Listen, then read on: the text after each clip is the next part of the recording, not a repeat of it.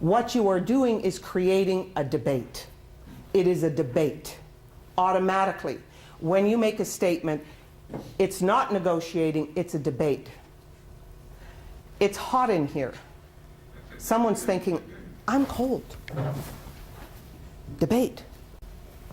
The last thing we want to do in sales is create a debate.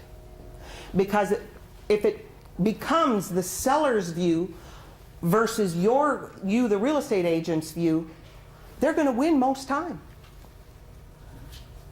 Because they lay awake at night looking for ways to debate with you. They just love that. So I say to real estate people, let's change it. And when he made that point, he said, now let's take a look at when you ask a question. Do you find it cold in here? Very different. There is no debate. It is impossible to debate with this question that I just asked you. It is impossible to debate with a question. So the key in communicating with customers is learning how you can take the point that you want to make and turn it into a question. So the other day, last week, I was teaching my advanced listing in a high-tech world course. And a real estate agent said to me, I was doing the listing presentation portion of that course. And he very assertively said, I want a role play.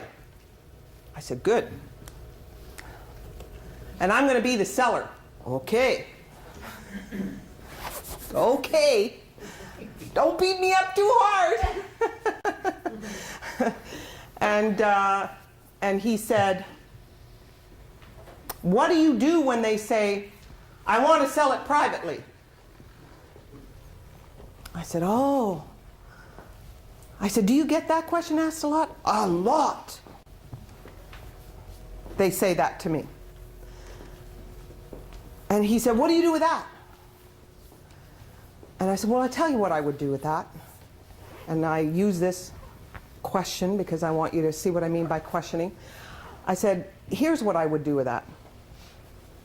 I would look at the seller, and I always say to real estate agents, when you hear an objection, we'll talk about this more a little later, the first thing you got to do is pause.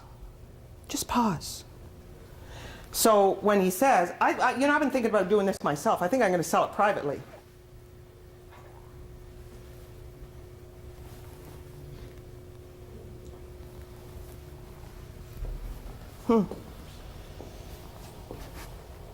I see. I'm sure there's a good reason, Mr. Seller,